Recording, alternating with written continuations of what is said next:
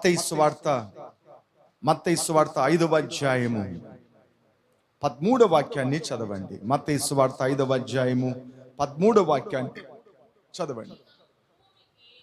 మీరు ఈ లోకమునకు ఉప్పై ఉన్నారు.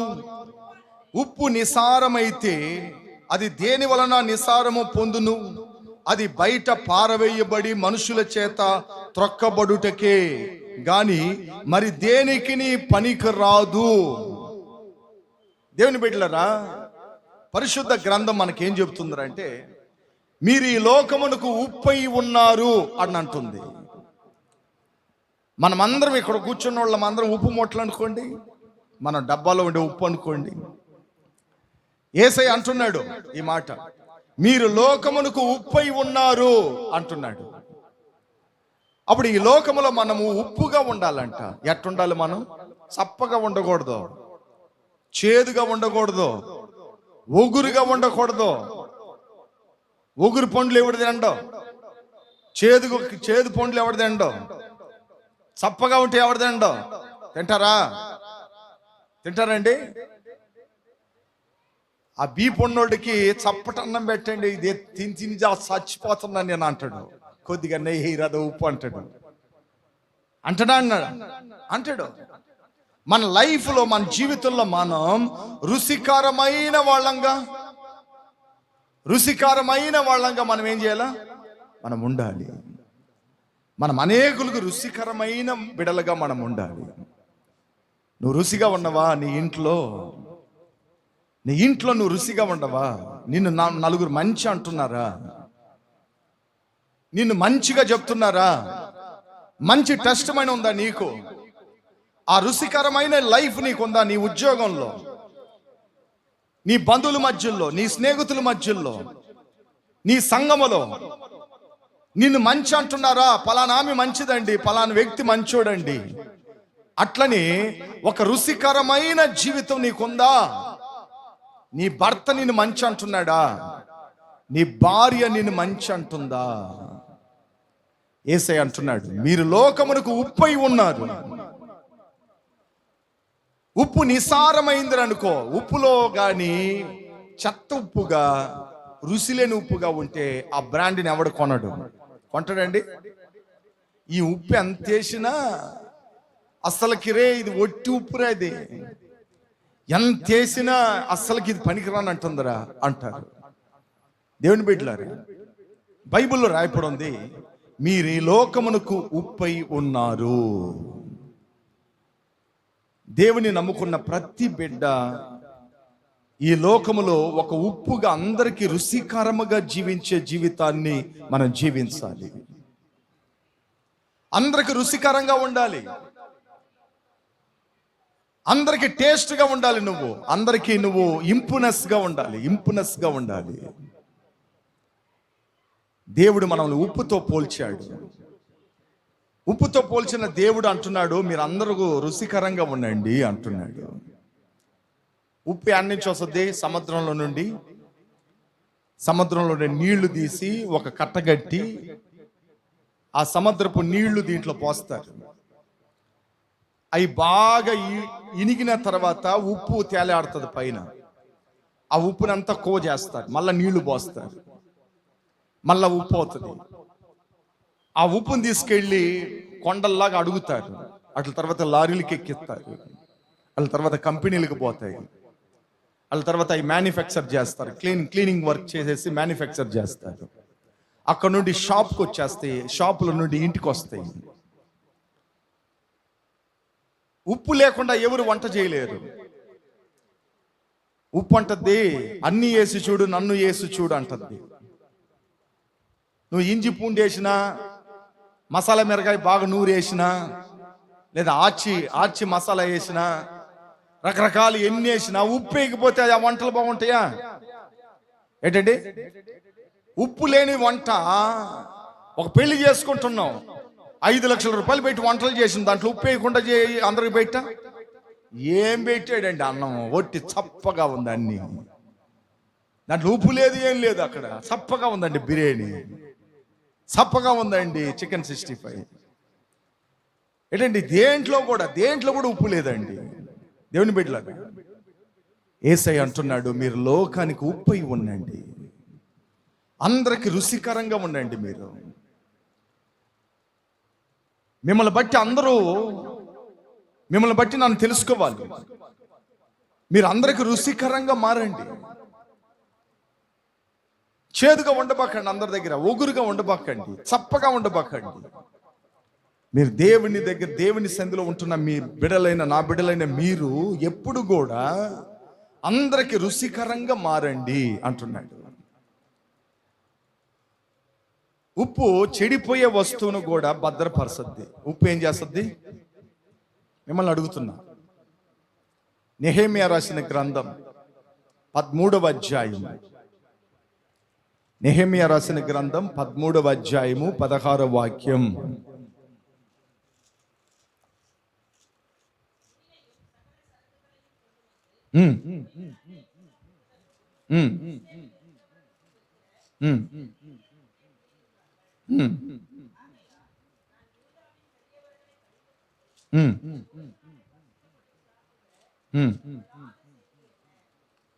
ఓకే, తెలుగులో నెహెమ్యా 13:16.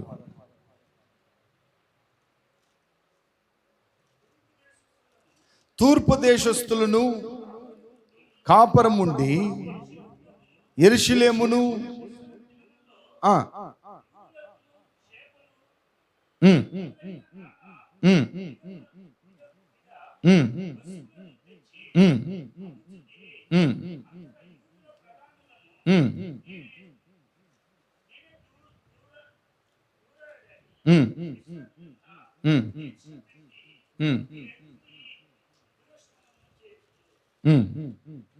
కంటిన్యూ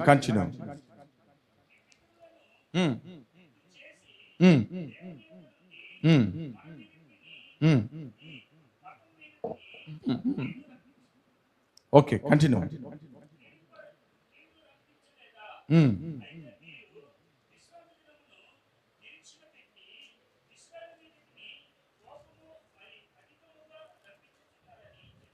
ఓకే, దేవుని బిడ్డలారా, మీరు అక్కడ అనేకమైన చేపలు అట్లనుందో చూసారా? అనేకమైన చేపలు అట్లని అక్కడ ఉందో చూడండి. ఈ చేపలు అవి సేఫ్టీగా భద్రపరిచేదానికి, అవి పాడవకుండా, అవి చెడిపోకుండా, వాసన కొట్టకుండా, కుళ్ళిపోకుండా, అది పల విధమైన కార్యాల్లోకి అలాగే వెళ్ళిపోకుండా ఆ రోజుల్లో ఉండే వాళ్ళు ఏం చేస్తారంటే దాన్ని చాలా జాగ్రత్తగా భద్రపరుస్తూ వస్తారు. దాన్ని చాలా భద్రంగా కాపాడేది వారి ఒక గుణలక్షణం. అక్కడ అంటే ఆ దేశంలో ఉంటున్న యూదా వారి దగ్గర ఉంటున్న అలవాట. ఇప్పుడు దాని ఐస్ గడ్డలన్నీ వచ్చినాయి. ఆ రోజుల్లో ఐస్ని రెడీ చేసేదంతా లేదు.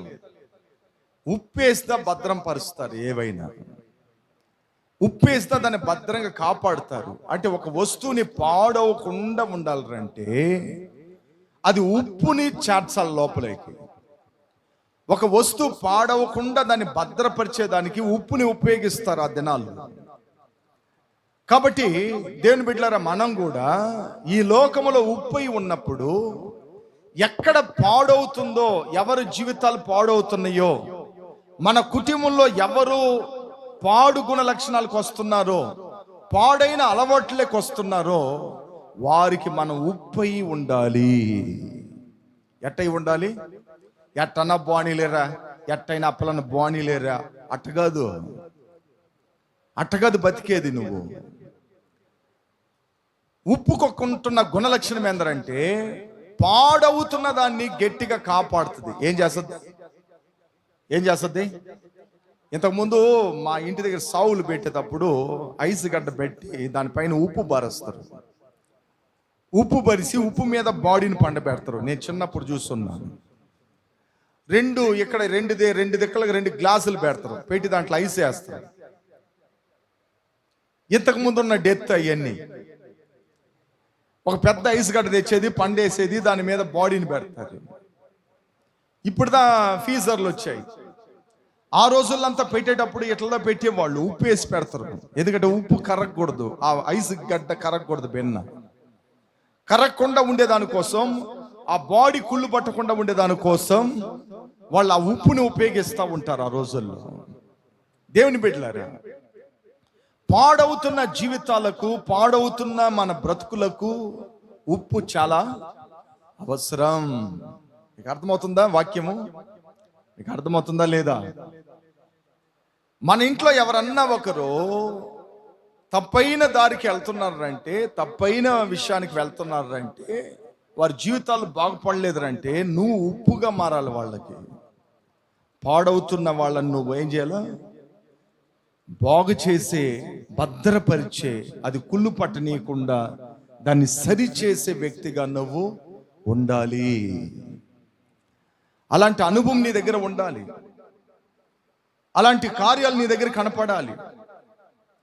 ఆ రోజుల్లో చేపలను ఏ విధంగా వాళ్ళు భద్రపరిచేదానికి ఉప్పును ఉపయోగించారో, ఆ రీతిగా ఎక్కడెక్కడ పాడయ్యే జీవితాలు ఉన్నాయో అది మనం బాగు చేయాలి. నేను కూడా ఎవరైనా తప్పు చేస్తే టక్కున అడిగేస్తా, చూడండి మీరు ఎటు చేయబాకండి అనేసి అడిగేస్తాను. అది వాళ్ళకి కోపం వచ్చేస్తుంది, వాళ్ళకి బాధ వేస్తుంది. ఏంటండి, చాలా బాధ వేస్తుంది. నేను అడిగేస్తానండి, నేను వచ్చి స్పాట్లోనే అడిగేస్తాను, మీరేంటి ఇటు చేస్తున్నారండి అట్లనే అడిగేస్తాను నేను. ఎందుకంటే వాక్యంలో రాయపడి ఉంది, స్పష్టంగా దేవుని మాటలు మనకు స్పష్టంగా రాయపడి ఉంది. ఏమని?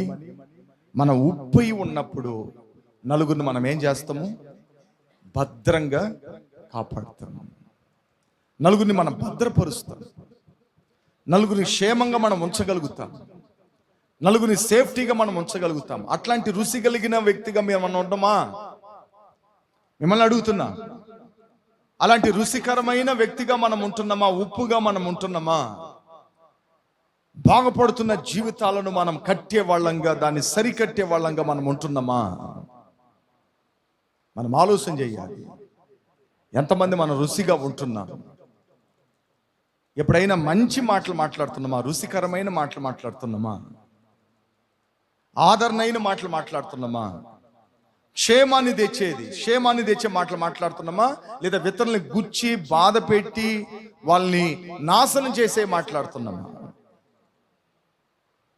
మిమ్మల్ని అడుగుతున్నా. ఒకరు మంచి చెప్పేటప్పుడు చాలా మంది వినరండి, నాకు తెలిసి వినరు. మంచి చెప్పేటప్పుడు చాలా మంది వినరు. నేను అలాంటి వాళ్ళని చాలా మంది చూశాను. కొందరు మంచి చెప్తా ఉంటారా, మంచిని ఎవరు వినరు సరిగ్గా. చెడ్డ చెప్ప భలే అంటారు. రా సినిమాకి పోదామంటే టక్కున వస్తారు, రా మందు కొడదామంటే టక్కున వచ్చేస్తారు, రా సరదాగా తిరగదామంటే చెప్ప టక్కున వచ్చేస్తారు. మోకాళ్ళి ప్రార్థన చేయని చెప్ప వినరు. బైబిల్ చదువన్నా వినరు. దేవుని పని చేయనా వినరు. ఈ పాడైన వీటికి మాత్రం చాలా మంది వెళ్ళే వాళ్ళు ఉన్నారు. దేవుని బిడ్డలారా, మనం పాడవుతున్న వాటిని బాగు చేసే మనుషులంగా మనం ఉండాలి. ఆమేన్, ఆమేన్. ఓకే, నేను చాలా మందికి చెప్తా ఉంటాను, అడ్వైస్ ఇస్తానే ఉంటాను. లైఫ్లో నాకు అడ్వైస్ అనేది చాలా అయిపోయింది. చాలా మందికి అడ్వైస్ ఇస్తానే ఉంటాను నేను. కొన్ని సందర్భాల్లో కండుకోను, కొన్ని సందర్భాల్లో చెప్తాను, కొన్ని సందర్భాల్లో వినను, టక్కున కొన్ని సందర్భాలు చెప్తా ఉంటాను నేను. చాలా మందికి ఆ ఆలోచనలు కానీ అడ్వైస్ కానీ ఇస్తానే వస్తూ ఉంటాను నేను. వాళ్ళతో కొందరు గంగ వినరు, మొండోళ్ళుగా ఉంటారు కొందరు. నాకు తెలిసి చాలా మంది అలాంటి వాళ్ళు నేను చూశాను. మీరు నాకు ఏదైనా చెప్పండి సేవ విషయంగా, నేను అది చేస్తాను. మీరు నాకు ఏదైనా చెప్పండి సేవ విషయంగా, అది నేను చేస్తాను. సేవ విషయంగా మాట చూడండి, కరెక్ట్గా వినాలి మీరు. సేవ విషయంగా మీరు ఏదైనా నాకు చెప్పండి, అది నేను చేస్తాను. అదేలాగా మీరు కూడా దేవుని ఒక మాటలు వినేటప్పుడు చాలా జాగ్రత్తగా మనం వినాలి. Okay, done. అప్పుడు ఒక వ్యక్తిని మనము సేఫ్టీ చేసేదానికి, కుళ్ళు పట్టకుండా భద్రపరిచేదానికి ఒక ఆమెని మన ఉప్పుగా మారి ఉండాలి. మన ఉప్పుగా మారి ఉంటే మనం సేఫ్టీగా మనం ఉండగలుగుతాం. సేఫ్టీగా మనం ఉన్నాం, సేఫ్టీ చేయగలుగుతున్నాం అన్నది మనకు తెలుస్తుంది. అప్పుడు ఎంతమందిని మీరు సేఫ్టీ చేస్తారు చెప్పండి, టక్ టక్ అని చెప్పండి. చెప్పండి, ఎంతమందిని మీరు సేఫ్టీ చేస్తున్నారు? ఆ మార్గం ఎంతమందికి మీరు చేస్తున్నారు? ఎంతమందికి మీరు భద్రపరిచారు? ఎంతమందికి అలాంటి ఆలోచనలు చెప్పారు? వాళ్ళకి మీరు ఉప్పుగా ఉండి ఎంత సహాయం చేశారు? వాళ్ళకి ఎంతగా ఉన్నారు మీరు? ఏంటంటే మౌనంగా ఉన్నారు. ఎంతమందికి మీరు ఉప్పుగా ఉన్నారు? ఎంతమందిని సేఫ్టీ చేశారు? మీరు చెప్పండి. ఈ ఆత్మను రక్షించినాను, వీళ్ళ కోసం నేను ప్రయాసపడినాను, వీళ్ళని నేను భద్రపరిచాను, వీరిని నేను తీసుకొచ్చాను, వీరి కోసం నేను ప్రయాసపడినాను. అట్లని మనం ఎంతమంది చెప్పగలుగుతాం? ఎంతమంది అండి చెప్పగలుగుతాం? మనం ఆలోచన చేయాలి ఇవన్నీ. దీంట్లో ఈ కొత్తగా ఒక సంగతి నేను విన్నా ఈ మధ్యలో. నేను ఒకరు పోయి ఒక ఇంట్లో పోయి నేందని మిమ్మల్ని చర్చికి నడిపించిన నేనంట. వాళ్ళు అలిగిండ్రు. లే అట్లా కాదు, అది వేరు. ఒకరు ఈ మధ్యలో అన్నారు, నేందని నేను చర్చికి నడిపించినాను అట్లని ఏదో ఒకటి అడిగారంట వాళ్ళ దగ్గర నుండి. వాళ్ళు అంటున్నారు, మేము చర్చికి వస్తే అడుగుతారని మేము రావటం లేదని అంటున్నారు. ఉప్పా కసిమా నువ్వా? చేదా? నువ్వు ఉప్పువా కసిమవా? నువ్వు లీజన్. వాళ్ళ తర్వాత ఒక ఆమె పెద్ద పరిశుద్ధురాల్లాగా మమ్మల్ని అడగకుండా నువ్వు బ్యాప్టిస్ట్ని తీసినవు అట్లని ఒక ఆమెకు బోధించింది. అంటే దొంగకు బోధించింది. ఆ దొంగరాల ఈ దొంగరాల ఏంటంటే అంత నీతిమంతులు ఆ పాస్టర్ల కంటే నాకు చెప్పకుండా తీసుకోకూడదని. ఏంటండి, నువ్వు ఉప్పువా సేదువా? నువ్వు ఉప్పుగా ఉండవా? రుచిగా ఉండవా? రుచి వచ్చి ఇతరులను ఆకర్షణ కాడుతుంది, ఇతరులని దేవుడి దగ్గరికి తీసుకొస్తుంది, ఇతరులని భద్రపరుస్తుంది, ఇతరుల్ని క్షేమంగా కాపాడుతుంది, ఇతరులని చాలా జాగ్రత్తగా ఉంచుతుంది. అప్పుడు మనం ఉప్పుగా ఉండమా సేదుగా ఉండమా అన్నది మనం డిసైడ్ అవ్వాలి. దేవుని బిడ్డలారా, ప్రభు అంటాడు, ఉప్పు ఎప్పుడు ఏ వస్తువుని పాడు చేయకుండా కాపాడుతుంది. అట్లా నువ్వు ఎవరిని పాడు చేయకుండా ఉండే ఉప్పుగా మనం ఉండాలి. హల్లెలూయా. ఓకే దేవుని బిడ్డలారా, అట్ల తర్వాత ఏబు రాసిన గ్రంథం 6:6 చదవండి. ఏబు రాసిన గ్రంథం 6:6 చదవండి. ఏబు రాసిన గ్రంథం 6:6.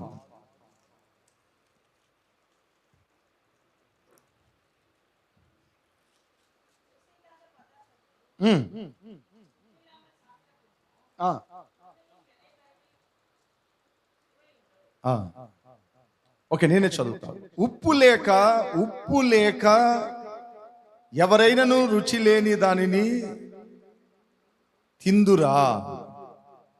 గుడ్డు లేని తెలుపుతో రుచి గలదా? బాగా గమనించండి. ఉప్పు లేక ఎవరైనా రుచి లేదని దాన్ని తినగలరా? ఉప్పు లేకుండా రుచి లేకుండా ఎవరన్నా ఏదన్నా తింటారా? అట్లని ఏబు గారు అంటున్నాడు. బాగా గమనించండి, మళ్ళా చెబుతున్నాను, మీరెవరన్నా ఉప్పు లేకుండా తినేవాళ్ళు ఉన్నారా? మనం ఎవ్వరం లేం. అందరం ఉప్పు వేసుకుందా తింటాం. మన ఉప్పు ఎవరు తెలుసా? పరిశుద్ధాత్మ దేవుడు. ఆయన మనలోకి వచ్చినప్పుడుదా మనం అనేకులకు రుచికరంగా మారుతాం.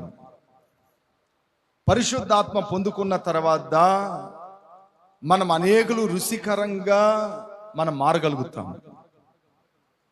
పరిశుద్ధాత్మ పొందుకోకపోతే అందరికి చేదుగానే ఉంటాం, కోపంగానే ఉంటాం, అసూయగానే ఉంటాం, బలహీనంగానే ఉంటాం. మనం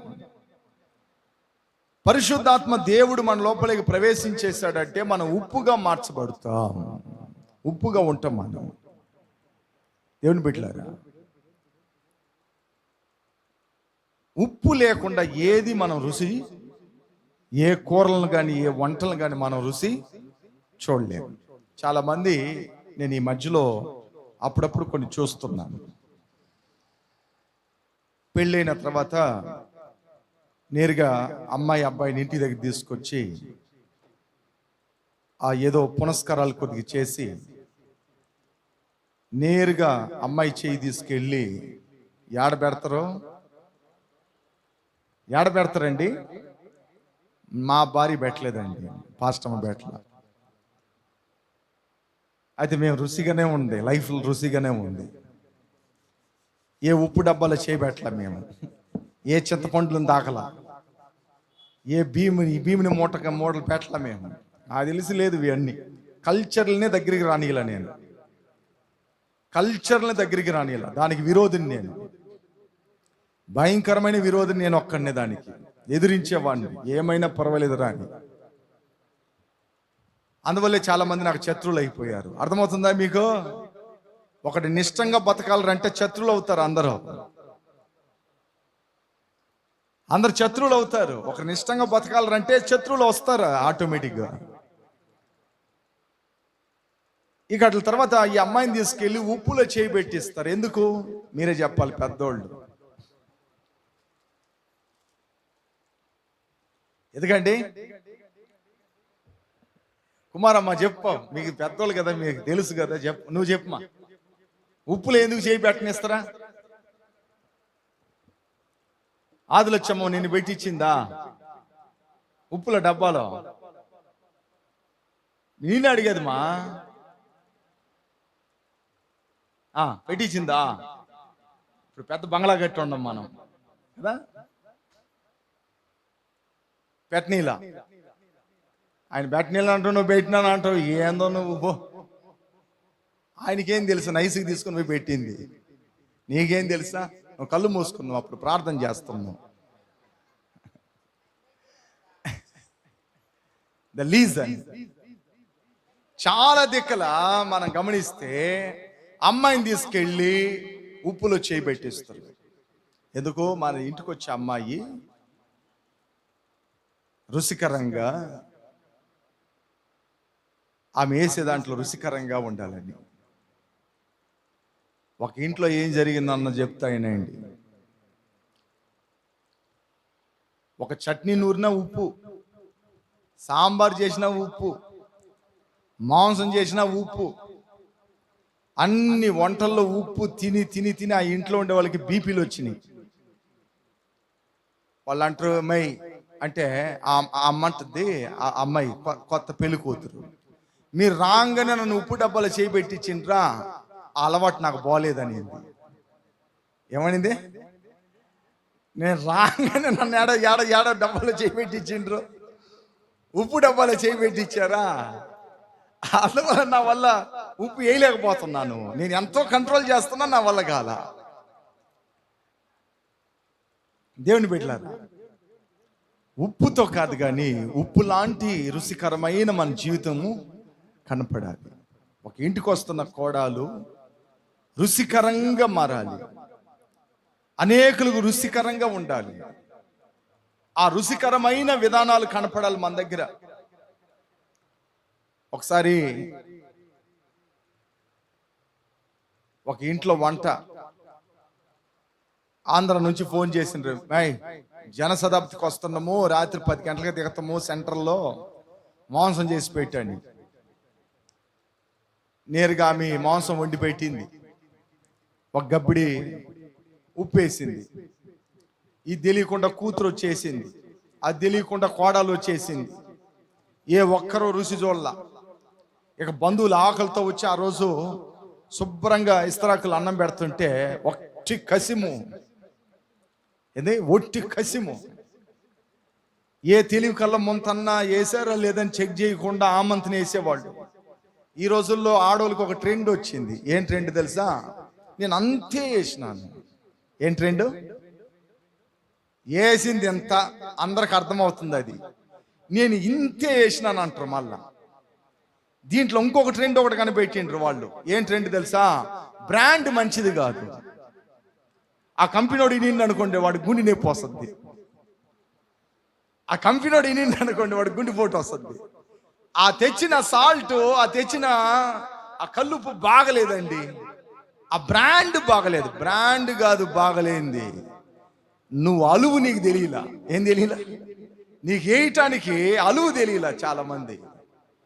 దేవుని బిడ్డలారా, యేసయ్య అన్నాడు, మీరు అందరు లోకానికి ఉప్పు అయి ఉండండి, రుచికరంగా ఉండండి అన్నాడు. అప్పుడు మనము ఆ రుచికరమైన కార్యాలు మన దగ్గర ఉండాలి. ఒక ఉప్పు వేస్తేదా ప్రతిదీ రుచి తెలుస్తుంది. ఏ ఆహారమైనా, ఏ ఆహార పదార్థాలైనా ఉప్పు లేకపోతే రుచి తెలియదు. చవ్వగా ఉంటుంది, చప్పగా ఉంటుంది.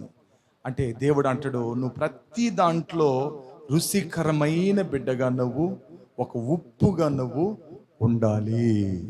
నువ్వు చేదుగా ఉండకూడదు, ఒగురుగా ఉండకూడదు, చప్పగా ఉండకూడదు. నువ్వు రుచికరమైన బిడ్డగా నువ్వు ఉండాలి. దీంట్లో నాకు నచ్చిన మరొక మాట ఉంది. లేవీలు రాసిన గ్రంథం 2వ అధ్యాయం 13వ వాక్యం చదవండి. లేవీలు 2వ అధ్యాయము 13వ వాక్యం. లేవీలు 2వ అధ్యాయము 13వ వాక్యం.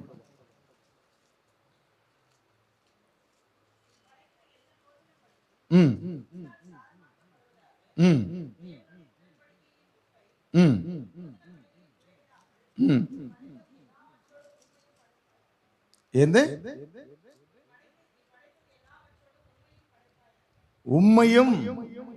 ఉమ్మయ్య అంటే ఏంది?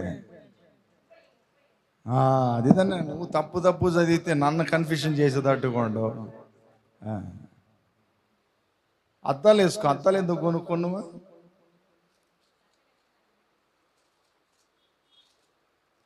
లీజన్ తెలుగులో ఒకరు చదవండి త్వరగా. నీవు అర్పించు ప్రతి నైవేద్యమును ఉప్పు చేర్చాలి. చాలు. నువ్వు అర్పించే ప్రతి నైవేద్యంలో ఏముండాలంట? ఉప్పు చేర్చాలి అని ఉంది. అంటే దేవుని కోసం నువ్వు సమర్పించుకుంటున్న ప్రతి దాంట్లో, ప్రతి విధమైన దాంట్లో నువ్వేం చేయాలంట? నువ్వు అర్పిస్తున్న దాంట్లో ఉప్పు ఉండాలంట. దేవుని బిడ్డలారా, మీరు ప్రార్థన చేసినా దేవునికి రుచిగా ఉండాలా, మీరు వాక్యం చదివినా దేవునికి రుచిగా ఉండాలా, మీరు సేవలు చేసినా దేవునికి రుచిగా ఉండాలా, దేవుణ్ణి ఆరాధన చేసినా రుచిగా ఉండాలా. నీ ప్రతి నైవేద్యాన్ని నువ్వు దేవుడికి అర్పించేటప్పుడల్లా దాంట్లో నువ్వు ఉప్పు చేర్చాలన్నాడు దేవుడు. అంటే నువ్వు చేస్తున్న ఏదైనా దాంట్లో దేవుడు సంతోషపడేటట్లుగా, దేవుడు రుచికరంగా దాన్ని అంగీకరించేటట్లుగా నువ్వు ఉండాలి. అర్థమైందా మీకు? உங்களுக்கு వెళంగడిచా? నైవేద్యం అర్పించేటప్పుడు దాంట్లో ఉప్పు చేర్చు అంటున్నాడు దేవుడు. అంటే ఉప్పు రుచికి, పవిత్రతకు గుర్తు. ఉప్పు రుచికి, పవిత్రతకు గుర్తు. ఆ పవిత్రమైన జీవితం నీ దగ్గర ఉంటూ రుచికరంగా నువ్వు నాకు అర్పించాలి నైవేద్యం అంటున్నాడు. చప్పలు కొట్టండి. లోతైన మర్మం అది. అప్పుడు దేవుని యొక్క సన్నిధిలో నువ్వు ఎప్పుడు ఉప్పుగా ఉంటూ ఆయనకి నువ్వు ప్రతి బలిని ఏం చేయాలా? అర్పిస్తా ఉండాలి. రుచైనది అర్పియాల. ఈ కూలిపోయినాయి, మూకిపోయినాయి, పనికి రానియి. మీకు అందరికి తెలుసు ఒక మాట, బైబిల్లో ఏబేల్, కయ్యోన్ ఇద్దరు దేవునికి బలులు తీసుకుని పోయి ఇచ్చారు.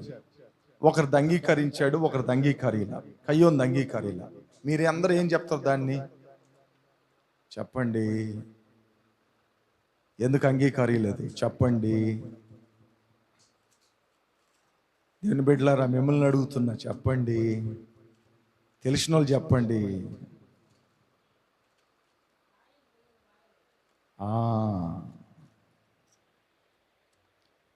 ఆయన కుళ్ళిపోయినవి తీసుకురాలేదు, పాడైంది తీసుకురాల. కయ్యోన్ మంచిదా తీసుకొచ్చాడు. ఏబేలు క్రొవ్వినదా తీసుకొచ్చాడు. కయ్యోను పాడైనవి పెట్టలేదు. చాలా మంది చెప్తారు పాడైంది కయ్యోను పెట్టాడు అని. చాలా మంది అంటా ఉంటారు అప్పుడప్పుడు, కయ్యోను అలాంటివి పెట్టాడని. కయ్యోను ఎప్పుడు కూడా అలాంటి పాడైన వాటిని పెట్టకుండా మంచియే పెట్టాడు దేవుని కోసం. నేను రెఫరెన్స్ ఎతుకులాడుతున్నాను, ఎవరికన్నా దొరికిందా? 1 యోహాను రాసిన సువార్త 3:12 చదవండి.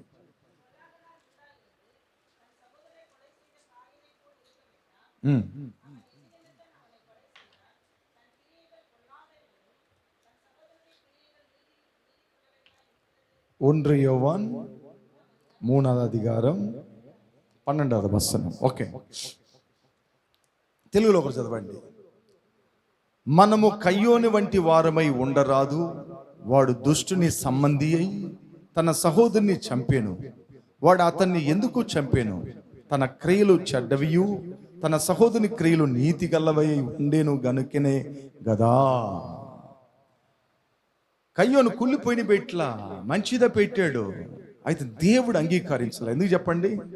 వాడు రుచికరమైన క్యారెక్టర్స్ లేదు అక్కడ, రుచికరమైన అలవాట్లు లేవు అతని దగ్గర. వాడు దుష్టుని సంబంధి అని రాయపడి ఉంది. వాడి క్రియలు చెడ్డే కాబడిదా వాడు పెట్టిన అర్పణ కూడా దేవుడు అంగీకరించలా. లేవి ఖండంలో రాయపడి ఉంది, నువ్వు నైవేద్యం చేసేటప్పుడు ఉప్పుని కలపాలి దాంట్లో. నువ్వు నైవేద్యం చేసేటప్పుడు ఉప్పుతో ఆ రుచికరమైన ఆ జీవితం నీ దగ్గర కనపడాలి అంటాడు దేవుడు. దేవుని బిడ్డలారా, మన ఇతరులకు రుచికరమైన బిడలుగా మనం జీవించాలి, మన దేవుని కూడా మనం జీవించాలి. దేవుడు అంటాడు, ఈ లోకమునకు మీరేమై ఉన్నారు? ఉప్పై ఉన్నారు. ఉప్పును నిస్సారమైందంటే, నిస్సారం అంటే అర్థమవుతుందండి మీకు? దాంట్లో ఉప్పులో రుచి లేని ఉప్పు, పనికిమాలిన ఉప్పుగా మనం ఉన్నామనుకోండి, అది తుదక్కి తీసుకొచ్చి బయట పడేస్తాడంట. నువ్వు రుచిగా ఉండవంటే అనేకులకు ఉపయోగపడతావు, అనేకులు నీ ద్వారా ఆశీర్వదింపబడతారు, అనేకులు నీ ద్వారా దీవించబడతారు, అనేకులకు నువ్వు ఒక మార్గదర్శిగా, అనేకులకు నువ్వు ఒక మంచి లైఫ్ని నువ్వు ఇచ్చే వ్యక్తిగా ఉంటారు మీరు. నువ్వు నిస్సారమైనవనుకో, నువ్వు ఎవరికి ప్రయోజనం లేకుండా తీసి బయట పడేసే పరిస్థితులు వస్తాయి, తీసి బయట పడేసే జీవితం వస్తాయి. కాబట్టి దేవుని బిడ్డలారా, అట్లా మనం ఉండకూడదు. మనం ఎల్లప్పుడూ దేవుని సన్నిధిలో మనము రుచికరమైన అందరినీ మనము సంతోషపెట్టేవారుగా, ఆనందభరితులుగా ఉండేవారుగా, అనేకులకు మేలు చేసేవారుగా, అనేక జీవితాలను రుచికరంగా మార్చే బిడ్డలుగా మనం ఉండాలి. రెండోది, పాడవుతున్న వారిని మనం సేఫ్టీ చేసే వాళ్ళంగా ఉండాలి. అలాంటి ఉప్పుగా మనం ఉండాలి. అట్ల తర్వాత చాలా ఉండే సమర్పణ. మూడేది సమర్పణ. నైవేద్యంతో ఉప్పుని ఎలా కలిపారో అట్లా మనం అర్పిస్తున్న ప్రతి దాంట్లో దేవుడు సంతోషపడేటట్లుగా మనం రుచికరమైన వాళ్ళంగా మనం ఉండాలి. మొత్తం ఎన్ని చెప్పినాను? 3 కార్యాలు చెప్పినాను. మనము అనేకులు రుచికరంగా ఉండాలి, పాడైన దాన్ని మనం భద్రపరిచే ఉప్పుగా ఉండాలి, దేవుణ్ణి సంతోషపెట్టే ఉప్పుగా, పవిత్రమైన ఉప్పుగా మనం ఎల్లప్పుడూ దేవుని కోసం ఉండాలి. ఒకవేళ నువ్వు నిస్సారమైనవంటే ఎవరికి ప్రయోజనం లేదు. నేను మిమ్మల్ని అడుగుతున్నాను, నేను చూడండి, ఎవరికి పనికిరాని వాళ్ళని ఇంట్లో ఏం చేస్తారండి? ఎవరికి పనికిరాని వాళ్ళని ఇంట్లో ఏం చేస్తారు? నిషేధిస్తారు. నువ్వు దేనికి పనికి రాలేదు అనుకో, నువ్వు ఎవరికే ప్రయోజనం లే, నువ్వు నీకు ప్రయోజనం లే. చాలా మంది అట్లా బతికే వాళ్ళు ఉన్నారు. వాళ్ళకి వాళ్ళే ప్రయోజనంగా ఉండలేరు కొంతమంది.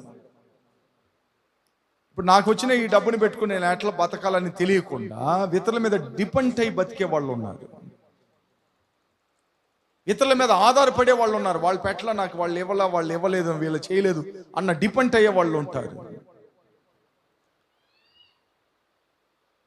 నాకు నేనే ప్రయోజనకరంగా లేనప్పుడు నేను ఎవరికి వేస్టే కదా. నేను అందరికీ రుచికరంగా లేనే, నాకు నేనే లేనే. అప్పుడు మన జీవితంలో మనం రుచికరంగా ఉండాలంటే మొదటిగా మనల్ని మనం సరి చేసుకొని మనం అనేకులకి రుచికరమైన లైఫ్గా మనం కనపడుతూనే ఉండాలి. అట్లా ఉండాలి మన ఇంట్లో. మన ఇంట్లో అందరికీ రుచికరమైన బిడ్డలుగా మనం ఏం చేయాలా? జీవించాలి. కరుతు వేరుబడగలు ఉంటాయి, కోపాలు ఉంటాయి, అన్నీ ఉంటాయి. అన్నీ ఉన్నా కూడా ఒక మధ్యలో మనము అందరికి రుచికరంగా మనం మారాలి, చేంజ్ ఆఫ్ అవ్వాలి. అలాంటి జీవితం మనం ఉండేటప్పుడు దేవుడు మన దగ్గర ఎక్కువ సంతోషపడతాడు, ఎక్కువ ఇష్టపడతాడు. ఎందుకంటే ఉప్పుకి రక్షణ ఉంది, ఉప్పుకి విశ్వాసం ఉంది.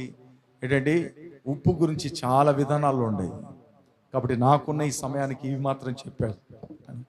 మనం అందరికి రుచికరంగా ఉండాలా, చెడిపోతున్న దాన్ని భద్రపరిచే ఉప్పుగా ఉండాలా, దేవుని సంతోషపెట్టే నైవేద్యములో మనం ఉప్పుగా చేర్చబడాలి.